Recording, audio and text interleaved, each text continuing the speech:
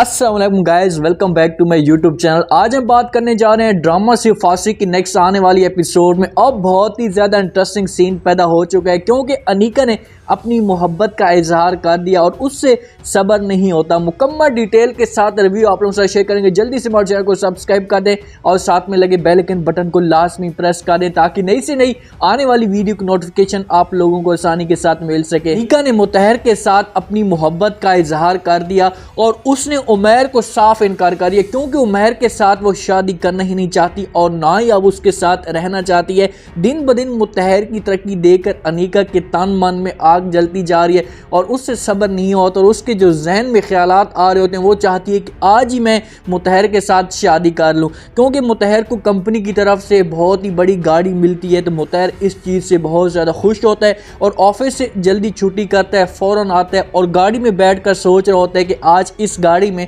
फातिमा को बिठाऊंगा और उसे अपने साथ लेकर जाऊंगा। काफ़ी अर्सा हो गया फातिमा को घुमाया हुआ नहीं है। तो जैसे ही वहाँ पर पहुँचता है तो अनीका लान में खड़ी चाय पी रही होती है तो गाड़ी को देखती है तो उसकी जो आंखें होती हैं वो खुली की खुली रह जाती हैं। मुतहर जैसे ही गाड़ी से नीचे उतरता है अनीका उसके पास भाग कर जाती है और उससे कहती है कि मुतहर वाह जी वाह, क्या बात है, एक बहुत ही बड़ी नई गाड़ी। तो मुतहर उससे कहते हैं कि कंपनी की तरफ से मुझे ये गाड़ी गिफ्ट दी है। अनीका जैसी मुतहर की ये बात सुनती तो उससे जवाब देती, उससे कहती कि अच्छा मुतहर तो फिर आज चलें बाहर घूमने के लिए। अनीका चाहती है कि मैं किसी भी वक्त और हर वक्त, हर मिनट, हर सेकंड मुतहर के साथ ही रहूं, लेकिन मुतहर उसे साफ इनकार कर देता। उससे कहते हैं कि अनीका नहीं, आज नहीं, फिर किसी दिन चलेंगे। आज मैं फातिमा को इसके गाड़ी में बैठाऊंगा, सबसे पहले खुशखबरी होगी ये जाकर मैं फातिमा को ही बताऊंगा। तो ये बात करके मुतहर अंदर चला जाता है। अनीका ने ये अल्फाज सुनने ही थे तो अनीका के जो जहन में बात आती है उसके एक जिस्म में और उसके जो दिल में होती आग जल जाती है क्योंकि फातिमा की जो तारीफ़ है वो अनीका बर्दाश्त नहीं कर सकती। आता है मुतहर अपनी माँ को सब कुछ बता देता, उससे खुशखबरी सुनाता है और उससे इजाज़त मांगता है। उससे कहते हैं कि माँ जी आज मैं फातिमा को अपने साथ लेकर जाऊँगा, बहर काफ़ी अर्सा हो गया उससे नहीं घुमाया। तो उसकी माँ उसे इजाज़त दे देती है। ये सारी बातें पीछे से अनीका सोच रही होती है और उसके जो जहन में होती है फिर से एक शैतानी बात आ रही होती है। मुतहर ये बात करके चला जाता है, उसकी माँ तो इजाज़त दे देती है क्योंकि मुतहर की बात होती है वो उसकी माँ से इनकार कभी भी नहीं कर सकती। जैसे ही अंदर जाता है तो पीछे अनीका अपनी फूफो के पास आ जाती है और उससे कहती है कि फूफो जी मुझे तो ऐसा लगता है कि ये सब कुछ जो कहा होगा फातिमा ने ही कहा होगा क्योंकि मुतहर तो इतना फजूल खर्च है नहीं, वो तो बड़ा कंजूस है, तो ये सब कुछ फातिमा कर रही होगी।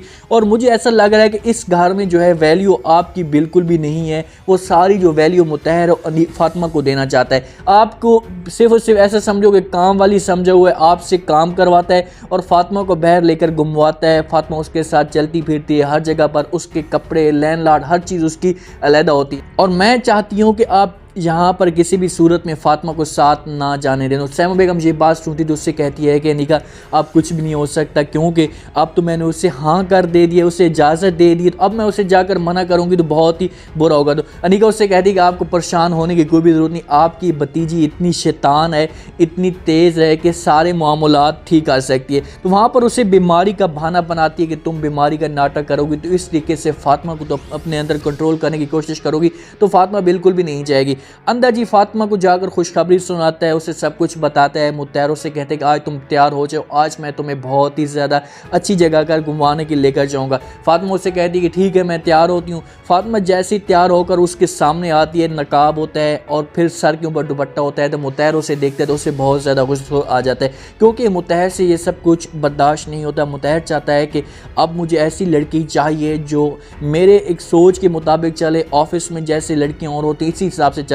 तो वहाँ पर मुतहर उसे साफ मना कर रहे थे, उससे कहते हैं कि नहीं तुम ये लिबास पहनकर नहीं जाओगी और ना ही तुम ये दुपट्टा पहनकर जाओगी। वहाँ पर अलमारी से इसके कपड़े निकाल कर आता है, उससे कहते हैं कि तुम ये पहनो और मैं जाता हूँ बहर, तुम्हारा इंतज़ार कर रहा हूँ। मुतहर चला जाता है बहर, गाड़ी के पास फातिमा के इंतज़ार कर रहा होता है। फातिमा तैयार होकर आ जाती है और फुप्पू से इजाज़त मांगने के लिए जाती है। फुप्पू को बताना चाहती है कि मैं बहर जा रही हूँ मुतहर के साथ, आप थोड़ा सा घर को देख लेना। जैसे अंदर जाती है तो उसकी फुप्पू सर को पकड़ कर बैठ कर रो रही होती है मेरा सर, है मेरा सर चला गया। तो फातिमा उसके पास आती है, उससे कहती है कि फुप्पू जी क्या हुआ, क्या मसला बना है, कोई मसला है? तो फुप्पू से कहती है कि फातिमा ना पूछो हाल, मुझे एक बात बताओ, अगर इस जगह पर तुम्हारी सगी माँ होती इस हालत में तो क्या तुम्हें उसे छोड़कर ऐसे ही चली जाती? फातिमा उससे कहती है कि फुप्पू जी ऐसी बात ना करें, मुझे इस बात का बिल्कुल भी पता नहीं था कि आपकी तबीयत ख़राब है। अगर आपकी तबीयत ख़राब होती तो मैं कभी भी ऐसा काम ना करती। तो फुप्पो उससे कहती कि अच्छा तो अब तो आपको पता चल गया है ना, अब तो आप यहाँ पर से कहीं भी नहीं जाओगी। फातिमा बेचारी बिल्कुल अब इस बात से जब ये बात करती है उसकी फुप्पो, तो इस बात पे बिल्कुल खामोश हो जाती है और उसके पास कोई भी जवाब नहीं होता, क्योंकि वो ऐसा नहीं करना चाहती। वो अपनी फुप्पो को अकेला और तनहा नहीं छोड़कर जाती। उससे कहती कि ठीक है, मैं मुतहर को जाकर मना करती हूँ और उससे कह देती हूँ कि मैं आपके साथ आज नहीं आ सकती, फिर कभी जाएंगे। मुतहर बार बार इंतज़ार कर रहा होता है, घड़ी की तरफ देख रहा होता है। तो फातिमा उसके पास जाती है, उससे कहती है कि मुतहर आज हम नहीं जा सकते, फिर किसी दिन चले जाएंगे, आज आपकी जो माँ है उसकी तबीयत काफ़ी ज़्यादा ख़राब है। तो मुतहर उसे जवाब देता है, उससे कहता है कि ऐसा कैसे हो सकता है, अभी मैं उसे मिलकर आया हूँ, अभी वो ठीक थी और अभी अचानक उसकी तबीयत ख़राब हो गई है। तुम सच सच बताओ, तुम मेरे साथ खुद आना नहीं चाहती और तुम ये बहाने क्यों बना रही हो? क्योंकि वो इस चीज़ से मुतहर की गलती है। मुतहर जाकर अपनी माँ का हाल हवाल पूछता, उससे जाकर बात करता तो हो सकता है उसको पता चल जाता, लेकिन मुतहर ने उसकी कोई भी बात नहीं सुनी और फ़ौरन फातिमा को डांटना शुरू कर देता। उससे कहता है कि तुम दिल की बात बताओ, तुम मेरे साथ आना ही नहीं चाहती, तुम मेरे साथ इंटरेस्टिंग रखना ही नहीं चाहती और ना ही तुम मेरे साथ कभी आ सकती हो। तुम किसी और के साथ भाग कर जाती हो, मेरे साथ तुम थोड़ी होगी। मैं तुम्हें लेकर भी नहीं जाना चाहता और ना ही आज जाएंगे और ना ही कल जाएंगे। ये बात जब फातिमा सुनती है तो मुतहर को समझाने की कोशिश करती है, लेकिन मुतहर उसकी कोई भी बात नहीं सुनता। ये सारी बातें पीछे से अनीका सुन रही होती है। अनीका को जैसे ये इनकार मिलता है, मुतहर की नफ़रत मिलती है, तो अनीका बहुत ज़्यादा खुश होना शुरू हो जाती है, क्योंकि उसका जो मकसद है वो पूरा होना शुरू हो जाता है। मुतहर गुस्से से अंदर चला जाता है। जैसे ही वहाँ पर जाता है फातिमा बेचारी तो अपसेट और परेशान हो जाती है उसके पास, क्योंकि अब कोई भी जवाब नहीं होता।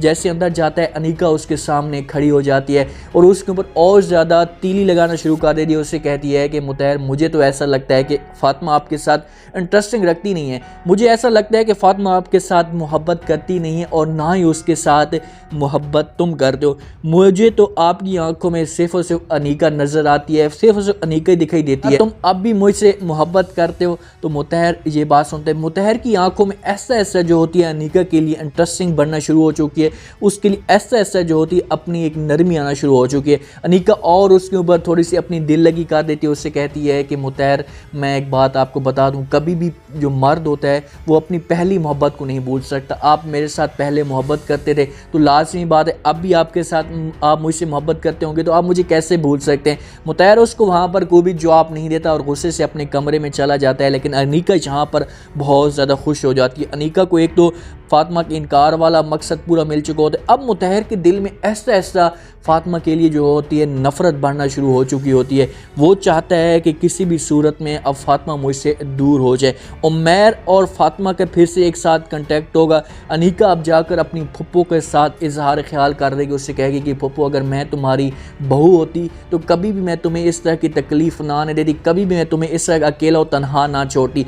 लेकिन उसकी फुप्पो को नहीं पता कि जब ये इस घर में आएगी उसके बाद इसकी जो वैल्यू होगी वो कितनी डाउन हो जाएगी। ये तड़पती रहेगी फातिमा के लिए, लेकिन फातिमा इस वक्त इसके पास नहीं आएगी। और ऐसे ही होगा क्योंकि अनीका ने मुतहर के साथ शादी लाजमी करनी है। जिस हिसाब से अनीका ऐसा ऐसा मुतहर के साथ इजहार करती जा रही है, तो उस हिसाब से मुतहर के अंदर मज़ीद अनीका के लिए जो होती है मोहब्बत बढ़ती जा रही है। और वो चाहता है कि अब ऐसी लड़की मुझे मिले जो मेरे सोच के मुताबिक चले, मेरे साथ ऑफिस में कहीं भी जाए तो उसके ऊपर सर के ऊपर ना ही दुपट्टा हो, उसकी पैंट शर्ट पहनी हुई हो, कपड़ों वाला काम ये ना हो, ताकि मेरे ऑफिसर जितने भी होते हैं या मेरे साथ काम करने वाले जितने भी होते हैं मेरे ऊपर आकर बात ना करें। तो मेरे आज का ये रिव्यू, आज का ये प्रोमो आप लोगों को पसंद आया होगा। आपने कमेंट सेक्शन में अपनी लाजमी बताना है कि क्या अब यहाँ पर अनीका जो मकसद लेकर आई है इस मकसद में वो कामयाब हो पाएगी?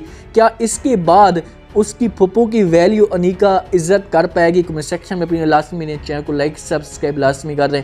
अपना खास ख्याल करें, दुआ में याद रखें। मुझे दीजिए इजाज़त।